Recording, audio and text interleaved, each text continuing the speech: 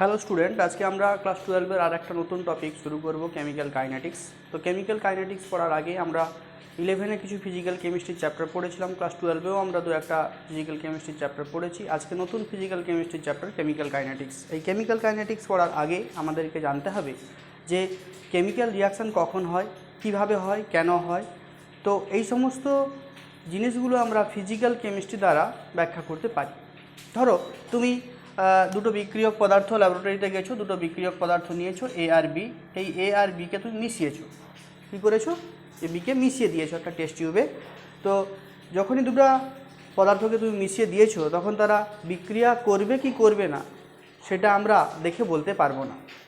আমরা তাহলে বিক্রিয়ার পসিবিলিটি জানতে চাই। প্রথমে একটা রাসায়নিক বিক্রিয়া যখন আমরা দেখব তখন তার পসিবিলিটি বা ফিজিবিলিটি জানব। 2 নম্বর, যদি ফিজিবল হয় অর্থাৎ রাসায়নিক বিক্রিয়াটা যদি সম্ভব হয় তাহলে আমাদের তার পরের টপিকে দেখব যে এই রাসায়নিক বিক্রিয়াটার বিক্রিয়ক পদার্থগুলো কি হারে বিক্রিয়া করে বিক্রিয়াজাত পদার্থ উৎপন্ন করছে, অর্থাৎ স্পিড অফ রিয়াকশান, স্পিড জানব, স্পিড অফ রিয়াকশান। অর্থাৎ স্পিড মানে আমরা জানি কাইনেটিক্স, কাইনেটিক্স অফ রিয়াকশন। 3 নম্বর, আমরা বিক্রিয়াটা সম্পর্কে জানব যে বিক্রিয়ায় বিক্রিয়ক পদার্থের কত অংশ বিক্রিয়াজাত পদার্থ উৎপন্ন করছে, এক্সটেন্ড অফ রিয়াকশন। তাহলে এক্সটেন্ড অফ রিয়াকশন একটা বিক্রিয়া সম্পর্কে ধারণা নেওয়ার জন্য দুটো বিক্রিয়ক পদার্থকে মেশানোর পর আমাদেরকে প্রথম জানতে হবে বিক্রিয়াটা সম্ভব কি সম্ভব নয়, অর্থাৎ বিক্রিয়াটা হবে কি হবে না। সমস্ত বিক্রিয়ক পদার্থকে তো মিশিয়ে দিলে, সমস্ত পদার্থ একটার সাথে আর একটা মিশিয়ে দিলে যে বিক্রিয়া হবে এরকমটা নয়। 2 বা ততোধিক পদার্থকে আমরা মিশিয়ে বিক্রিয়া করতে পারি, অর্থাৎ বিক্রিয়া সম্ভব হলে তখন বলবো তাকে ফিজিবল রিয়াকশন। যদি বিক্রিয়াটা সম্ভব হয় তাহলে সেই বিক্রিয়ার আমরা গতি নির্ণয় করব, কি হারে বিক্রিয়া হচ্ছে। 3 নম্বর পয়েন্ট হচ্ছে যে যে বিক্রিয়াটা হচ্ছে সেই বিক্রিয়ায় কত পরিমাণ বিক্রিয়ক পদার্থ, কতটা পরিমাণ বিক্রিয়াজাত পদার্থ উৎপন্ন করছে। তো এই ফিজিবিলিটি বা পসিবিলিটি অফ রিয়াকশান আমরা ক্লাস 11-এর একটা চ্যাপ্টার পড়েছিলাম, থার্মোডিনামিক্স। থার্মোডিনামিক্স বা তাপগতিবিদ্যায় আমরা পড়েছি যে যখন কোনো রাসায়নিক বিক্রিয়ার ΔG নেগেটিভ হয় তখন সেই বিক্রিয়া স্বতঃস্ফূর্ত হয় এবং বিক্রিয়াটা সম্ভব। অর্থাৎ এ এবং বি তখনই বিক্রিয়া করবে যখন এই বিক্রিয়ার ΔG কী হবে, নেগেটিভ হবে। আরেকটা ফ্যাক্টর ছিল ΔS পজিটিভ। যখন ΔS পজিটিভ ΔG নেগেটিভ হবে তখন বিক্রিয়াটা ফিজিবল হবে, অর্থাৎ বিক্রিয়াটা পসিবল হবে, সম্ভব। যখন বিক্রিয়াটা পসিবল হবে তখন এর স্পিড কেমন হবে বা রিয়াকশনের কাইনেটিক্স কেমন হবে, কত স্পিডে বিক্রিয়াটা ঘটবে, অর্থাৎ টাইম সংক্রান্ত যে ঘটনা সেটা আমরা যে টপিকে আলোচনা করব, যে চ্যাপ্টারে আলোচনা করব সেটা হলো কেমিক্যাল কাইনেটিক্স। অর্থাৎ কেমিক্যাল কাইনেটিক্সে আমরা স্পিড অফ রিয়াকশন আলোচনা করব। ব্যাপারটা ক্লিয়ার হয়েছে? তাহলে আমাদের আজকের পড়ার বিষয় হচ্ছে speed of reaction or kinetics of reaction, chemical kinetics যাকে আমরা বলছি। এবারে এক্সটেন্ড অফ রিয়াকশন, কতটা পরিমাণ বিক্রিয়ক কতটা পরিমাণ বিক্রিয়াজাত পদার্থ উৎপন্ন করবে, বা যদি বিক্রিয়াটা উভমুখী হয়, ধরো এরকম হলো যে A প্লাস বি একটা উভমুখী বিক্রিয়া প্রোডাক্ট তৈরি করলো, তো এই এ বি থেকে প্রোডাক্ট তৈরি হচ্ছে, এই বিক্রিয়ার কত অংশ বিক্রিয়ক পদার্থ কত পরিমাণ বিক্রিয়াজাত পদার্থ উৎপন্ন করছে বা কখন বিক্রিয়াটা সাম্যাবস্থায় আসছে সেটা আমরা আর একটা চ্যাপ্টারে পড়ে থাকি, সেটা হচ্ছে কেমিক্যাল ইকুইলিব্রিয়াম। তাহলে একটা চ্যাপ্টারের সাথে আর একটা চ্যাপ্টারের রিলেশন আছে। দেখো, প্রথমে আমরা জানতে পারছি বিক্রিয়াটা সম্ভব কিনা, কি চ্যাপ্টার থেকে? থার্মোডিনামিক্স থেকে। যে বিক্রিয়াটা সম্ভব তার স্পিড কতটা, তার কাইনেটিক্স কেমন হবে, তার গতি কেমন হবে, ওই বিক্রিয়ার মেকানিজম কেমন হবে সেটা আমরা জানতে পারি কাইনেটিক্স থেকে। এবং বিক্রিয়াটা কখন সাম্যাবস্থায় আসছে বা একটা বিক্রিয়ায় কত পরিমাণ বিক্রিয়ক, কত অংশ বিক্রিয়ক, কত অংশ বিক্রিয়াজাত পদার্থ উৎপন্ন করছে সেটা আমরা পাচ্ছি কেমিক্যাল ইকুইলিব্রিয়াম থেকে। তো আজকে আমরা পড়ব স্পিড অফ রিয়াকশান বা কাইনেটিক্স অফ রিয়াকশান। এই চ্যাপ্টারটার ভিতরে কি কি জিনিস আছে? কেমিক্যাল কাইনেটিক্সে আমরা আজকে প্রথমেই দেখলাম যে স্পিড অফ রিয়াকশান সম্পর্কে আলোচনা করব। স্পিড অফ রিয়াকশান, একটা রিয়াকশানের স্পিড কত, কত স্পিডে বিক্রিয়াটা সংগঠিত হচ্ছে। 2 নম্বর যেটা আলোচনা করব সেটা হলো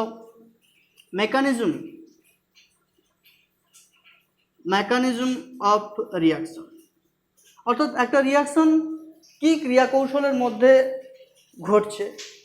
3 নম্বর আমরা আলোচনা করব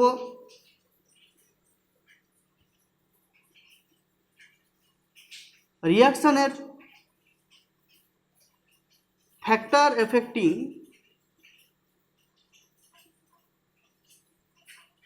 এফেক্টিং রিয়াকশন। একটা রিয়াকশান কি কি ফ্যাক্টরের উপর ডিপেন্ড করে। যদি আমি কনসেন্ট্রেশন বাড়িয়ে দিই রিয়াক্ট্যান্টগুলোর, তাহলে বিক্রিয়াটা কীভাবে এফেক্ট হবে। যদি টেম্পারেচার বাড়িয়ে দিই তাহলে বিক্রিয়ার হার কেমন হবে। তো যাই হোক, এই সংক্রান্ত আলোচনা আমরা কেমিক্যাল কাইনেটিক্সে করে থাকি। Speed of reaction, mechanism of reaction এবং ফ্যাক্টর এফেক্টিং রিয়াকশান, কি কি ফ্যাক্টরগুলো রিয়াকশানকে প্রভাবিত করে। তো প্রথমে আসি যে স্পিড অফ রিয়াকশান। ডিপেন্ডিং আপন স্পিডের উপর ডিপেন্ড করে স্পিড অফ রিয়াকশান আমরা বেসিক্যালি রিয়াকশানকে 3 ভাগে ভাগ করে থাকি। একটা হচ্ছে ভেরি ফাস্ট রিয়াকশান, অতি দ্রুত রাসায়নিক বিক্রিয়া। অতি দ্রুত রাসায়নিক বিক্রিয়াটা কি? অতি দ্রুত রাসায়নিক বিক্রিয়া হচ্ছে যেগুলো খুব তাড়াতাড়ি সংগঠিত হয়, খুব তাড়াতাড়ি মানে ফ্র্যাকশন অফ সেকেন্ডে মধ্যে রাসায়নিক বিক্রিয়া সম্পন্ন হয়ে যায়। বেসিক্যালি যেগুলো হচ্ছে আয়নিক রিয়াকশান, যে বিক্রিয়াগুলোতে আয়ন প্রডিউস হয়, যেমন ধরো আমি বলতে পারি NaCl, Na+Cl-, তার সাথে AgNO3, Ag+NO3-। NaCl এর জলীয় দ্রবণে AgNO3 যোগ করলে AgCl এর সাদা অধক্ষেপ উৎপন্ন হয় প্লাস NaNO3 উৎপন্ন হয়। তাহলে দেখতে পাচ্ছ এটা একটা আয়নীয় বিক্রিয়া। এই বিক্রিয়া খুব দ্রুত সংগঠিত হয়, 10⁻⁻14 সেকেন্ড, খুব দ্রুত সংগঠিত হয়। এই রকমের বিক্রিয়াকে আমরা ভেরি ফাস্ট রিয়াকশন বলতে।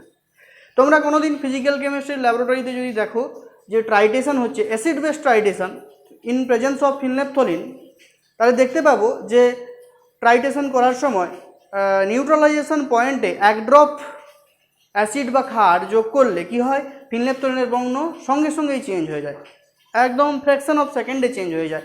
তাহলে এই রকম বিক্রিয়াকে আমরা কি বলবো, ভেরি ফাস্ট রিয়াকশান।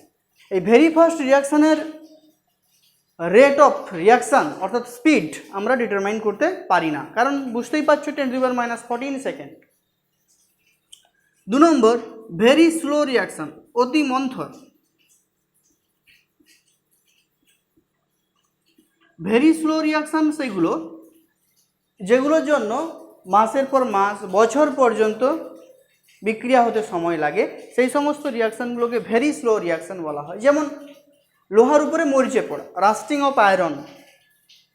একদিন রেখে দিলে মরিচা পড়বে না, 1 মাস 2 মাস 6 মাস রেখে দেওয়ার পর কি হয় না, লোহার উপর মরিচা পড়ে। এই রকমের বিক্রিয়াগুলোর ক্ষেত্রে স্পিড অফ রিয়াকশান ততটা গ্রহণযোগ্য নয়। তো মডারেট রিয়াকশান মানে মধ্যম গতিসম্পন্ন যে রিয়াকশানগুলো, মধ্যম গতিসম্পন্ন যে রিয়াকশান বা মডারেট রেট অফ রিয়াকশান, সেগুলোর ক্ষেত্রে যেমন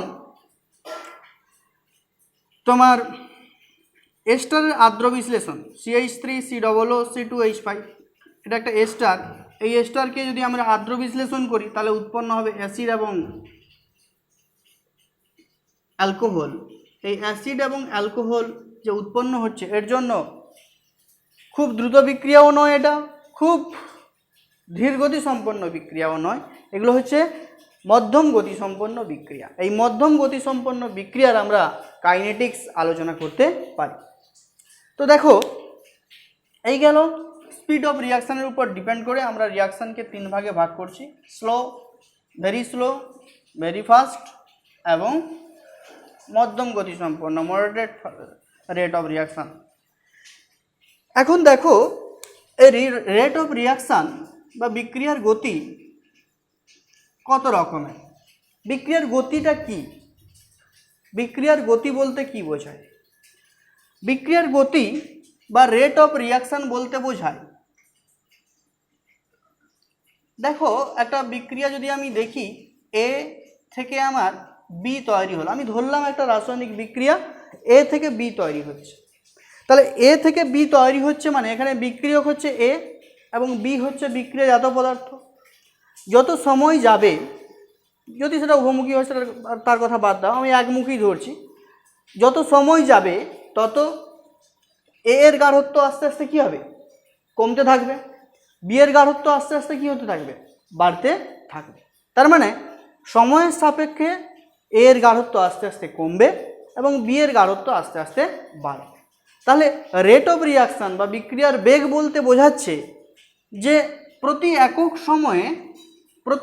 সময়ে কত পরিমাণ বিক্রিয়ক পদার্থ বিক্রিয়াজাত পদার্থে পরিণত হচ্ছে। তাহলে আমরা বলতে পারি রেট অফ রিয়াকশন মানে চেঞ্জ ইন কনসেন্ট্রেশন অর্থাৎ গাঢ়ত্বের পরিবর্তন divide by required time, change in time, ওই পরিবর্তনের জন্য কত সময় লাগছে। তাহলে আমি লিখতে পারি চেঞ্জ ইন টাইম, ঠিক আছে। সেটা change in concentration, car concentration হতে পারে? বিক্রিয়কের গাঢ়ত্বও হতে পারে এবং বিক্রিয়াজাত পদার্থের গাঢ়ত্বও হতে পারে। ব্যাপারটা বোঝা গেছে? ধরো আমি কথাই বললাম যে আমার টি ইকুয়াল টু 0 সময়ে এ এর গাঢ়ত্ব ছিল 50, বি তখন উৎপন্ন হয়নি, তো টি ইকুয়াল টু 5 সেকেন্ড আমি ধরলাম, 5 সেকেন্ড পরে এর গাঢ়ত্ব হলো কত? 40।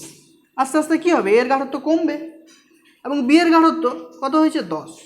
তাহলে আমরা কি বলবো না, change in concentration of reactant কত হয়েছে? Change in concentration 10 divide by কত? 5, তাহলে রেট অফ রিয়াকশান 2 ইউনিটটার কথা পড়ে আসছে। এখানেও যদি দেখি বিক্রিয়াজাত পদার্থের সাপেক্ষে কনসেন্ট্রেশনের চেঞ্জ কত? 10, 0 ছিল 10 হয়েছে, ডিভাইড বাই কত? 5 ইকুয়াল টু 2। এইভাবেই আমরা কী বের করতে পারি? রেট অফ রিয়াকশান বের করতে পারি। তো দেখো গ্রাফিক্যালি যদি আমি প্লট করি, গ্রাফিক্যালি একটু বোঝার চেষ্টা করো। এই হচ্ছে আমার X axis, Y axis. X axis বরাবর আমি টাইম প্লট করছি, ওয়াই অ্যাক্সিস বরাবর আমি গাঢ়ত্ব বা কনসেন্ট্রেশন প্লট করছি। এবারে দেখো একটা জিনিস, যে যত সময় যাবে আস্তে আস্তে এর গাঢ়ত্ব কী হবে? কমবে। তাহলে এর গাঢ়ত্ব অ্যাট টাইম 0 ম্যাক্সিমাম ছিল এর গাঢ়ত্ব, যত সময় যাচ্ছে আস্তে আস্তে বিক্রিয়কের পরিমাণ কী হচ্ছে? বিক্রিয়কের পরিমাণ আস্তে আস্তে কমছে। এবারে আসো বিক্রিয়াজাত পদার্থের ক্ষেত্রে, এদিকে টাইম প্লট করা হচ্ছে, এদিকে কনসেন্ট্রেশন। তাহলে দেখো বিক্রিয়াজাত পদার্থ যত সময় যাবে আস্তে আস্তে বিক্রিয়াজাত পদার্থের গাঢ়ত্ব কী হবে? বাড়বে। বিক্রিয়াজাত পদার্থ প্রথমে কত ছিল? টি ইকুয়াল টু 0-তে, একদম প্রথমে টি ইকুয়াল টু 0-তে বিক্রিয়াজাত পদার্থ ছিল না। যত সময় যাচ্ছে বিক্রিয়াজাত পদার্থের গাঢ়ত্ব কী হচ্ছে? বাড়ছে। তাহলে বিক্রিয়ক পদার্থ আস্তে আস্তে কমছে। নর্মালি যে কোনো রিয়াকশন, আমি অর্ডারের কথা এখন বলছি না, তো দেখো আস্তে আস্তে কী হচ্ছে? কমছে, এটা আস্তে আস্তে বাড়ছে। এবারে দেখো গ্রাফিক্যালি আমরা রেট কীভাবে ডিটারমাইন করতে পারি। আমি অ্যাট টাইম এরকম একটা টাইমে T1 টাইমে বিক্রিয়ক পদার্থের গাঢ়ত্ব ধরলাম, এইটা বোঝা গেছে ব্যাপার? তো বিক্রিয়ক আমার কী ছিল? এ। আমি ধরলাম T1 টাইমে এ এর গাঢ়ত্ব A1, ক্লিয়ার। এবারে ধরো T2 টাইমে এর গাঢ়ত্ব এই জায়গায়, তাহলে এটা হচ্ছে A2। ভালো করে দেখো, তাহলে T1 টাইমে গাঢ়ত্ব ছিল A1, T2 টাইমে গাঢ়ত্ব হয়েছে A2, ক্লিয়ার। তাহলে এই যে বিক্রিয়াটা এই টাইমে যে বিক্রিয়াটা আমরা দেখছি তার জন্য টাইমের ফারাকটা কত? ডেল-টি। তাহলে ডেল-টি মানে, সরি আমি লিখি টাইমের পার্থক্য, কত টাইম? সময়ের পার্থক্য কত? প্রথমে যদি দেখি সময়ের পার্থক্য, difference of time equal to কত, T2 মাইনাস T1। ঠিক, এবারে দেখো গাঢ়ত্বও চেঞ্জ হয়েছে। প্রথমে গাঢ়ত্ব এ এর গাঢ়ত্ব কত ছিল, A1, পরে গাঢ়ত্ব কত হয়েছে, A2। তাহলে আমরা লিখব গাঢ়ত্বের পরিবর্তন কত, গাঢ়ত্বের পরিবর্তন হচ্ছে A2 মাইনাস A1। ক্লিয়ার? তো দেখো এখানে খুব গুরুত্বপূর্ণ জিনিস, গাঢ়ত্বের পরিবর্তন, যখন কোনো কিছুর পরিবর্তন আমরা মেজার করি তখন আমরা সবসময় ফাইনাল মাইনাস ইনিশিয়াল করে থাকি। এখানেও দেখো টাইম যখন দেখছি T2 মাইনাস T1 করেছি, যখন গাঢ়ত্ব তাহলে ফাইনাল মাইনাস ইনিশিয়াল, ফাইনাল কোনটা, A2। কারণ কি, T2 সময়ের গাঢ়ত্ব A2, T1 সময়ের গাঢ়ত্ব কত, A1, তাহলে ফাইনাল মাইনাস ইনিশিয়াল মানে A2 minus A1, concentration of A2 minus concentration of A1। তাহলে গাঢ়ত্ব কি হবে, এটাকে আমি পার্থক্যটাকে আমি ডেল দিয়ে সূচিত করলাম, তাহলে ডেল এ।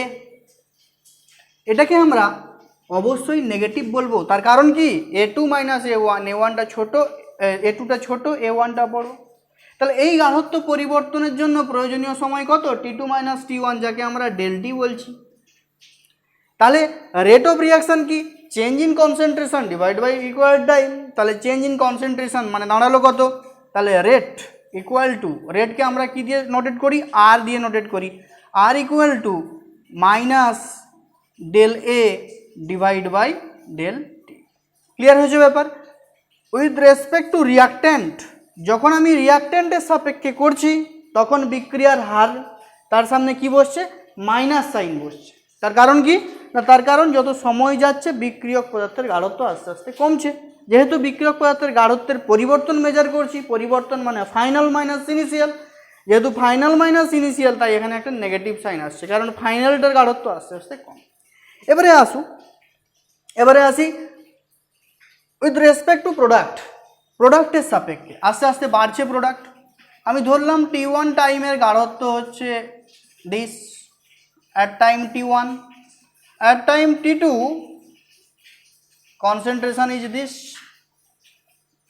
এই concentration of B, এটাকে আমি ধরলাম B2।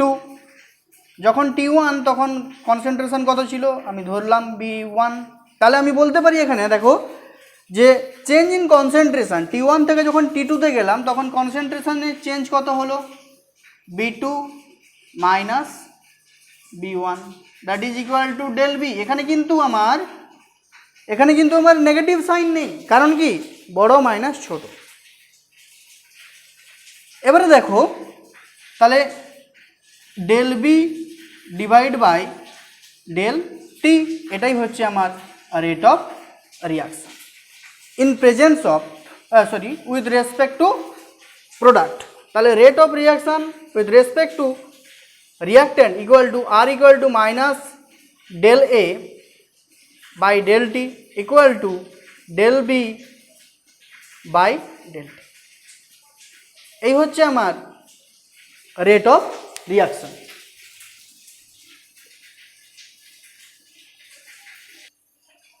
আচ্ছা, আলটিমেটলি আমরা রেট অফ রিয়াকশন পেয়েছি কি, রেট অফ রিয়াকশন সমান হয়েছে change in concentration divide by time. তো দেখো এবারে রেট অফ রিয়াকশানকে আমরা বেসিক্যালি দু রকমভাবে ভাগ করতে পারি। একটা হচ্ছে এভারেজ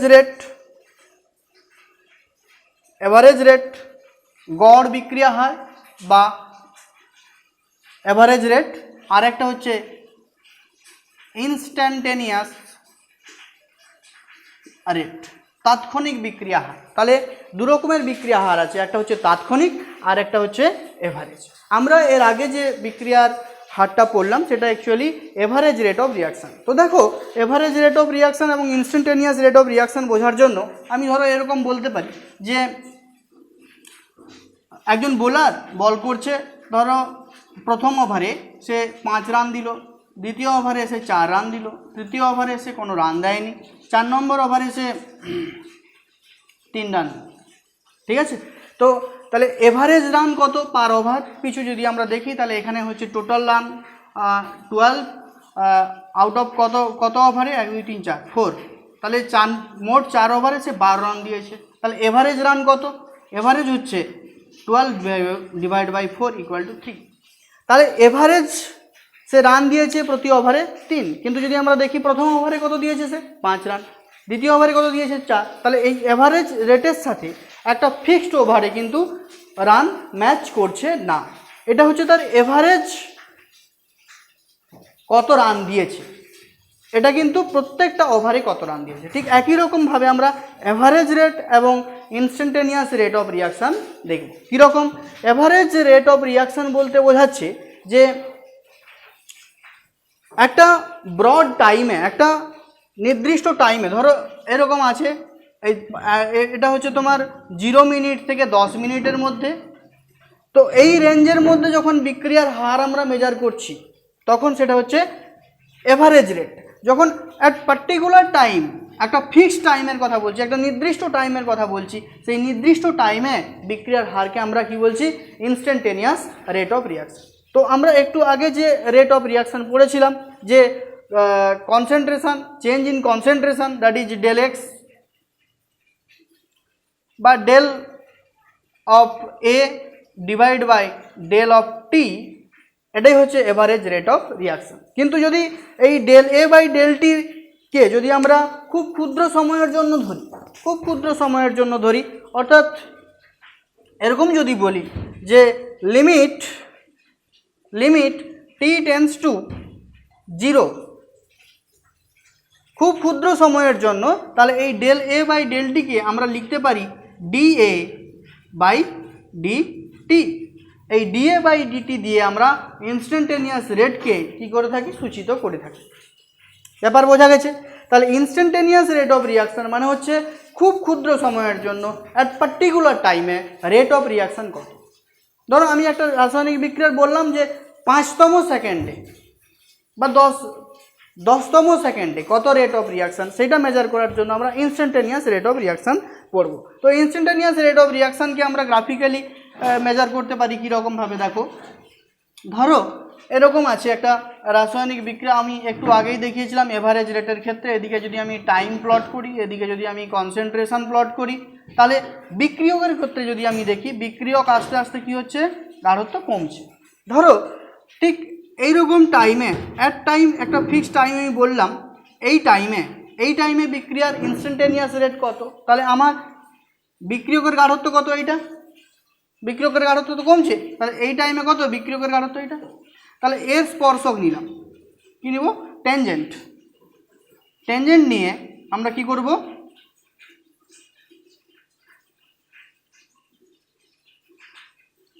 ট্যানজেন্ট নিলেই আমরা কি পাবো না এই নির্দিষ্ট পয়েন্টে বিক্রিয়ার হার। ট্যানজেন্ট মানে আমরা কি জানি? Tan theta. তাহলে এটাকে আমি থিটা ধরি, তাহলে টেন থিটা ইকুয়াল টু লম্ব বাই ভূমি, মানে এইটা মানে কি? কনসেন্ট্রেশন ডেল এ। এই গাঢ়ত্ব পরিবর্তনের জন্য কত সময় লেগেছে, আর এই টাইমটার ডিফারেন্স কত এখান থেকে, এইটা ডেল টি। তাহলে টেন থিটা ইকুয়াল টু আমার দাঁড়াচ্ছে del A by del T, যাকে আমরা বলছি ডিএ বাই ডি। যেহেতু খুব ক্ষুদ্র সময়, তাই আমরা এখান থেকে ইনস্ট্যান্টেনিয়াস রেট বের করতে পারব। তো এই হচ্ছে আমার এভারেজ রেট এবং ইনস্ট্যান্টেনিয়াস রেট অফ রিয়াকশান। তাহলে আজকে যেটা আমরা দেখলাম যে কেমিক্যাল কাইনেটিক্সে আমরা কি পড়ব? কেমিক্যাল কাইনেটিক্সে আমরা পড়ব রাসায়নিক বিক্রিয়ার হার সংক্রান্ত গণনা, বিক্রিয়ার হার, বিক্রিয়ার মেকানিজম এবং বিক্রিয়াটা কী কী ফ্যাক্টরের উপর ডিপেন্ড করে।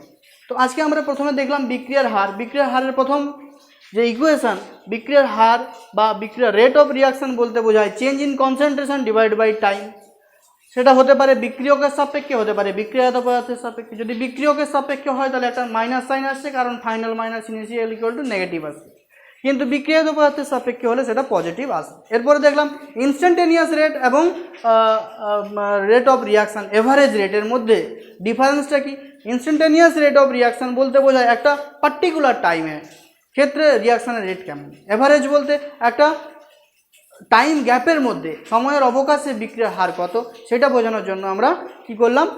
এভারেজ রেট নির্ণয় করলাম। তাহলে বুঝতেই পারছো এভারেজ রেটের থেকে তাৎক্ষণিক রেটটা হচ্ছে অ্যাকিউরেট, একটা নির্দিষ্ট টাইমে রাসায়নিক বিক্রিয়ার হার কত সেটা আমরা ইনস্ট্যান্টেনিয়াস রেট অফ রিয়াকশান দিয়ে মেজার করতে পেরেছি। এবারে দেখো, তোমাকে যদি বলা হয় যে এর রেট ইকুয়েশনটা কেমন হবে, এরকম একটা বিক্রিয়া দিল, ধরো দিল আমার A প্লাস বি, এখান থেকে আমার বিক্রিয়া করে উৎপন্ন হয়েছে ধরো C প্লাস ডি।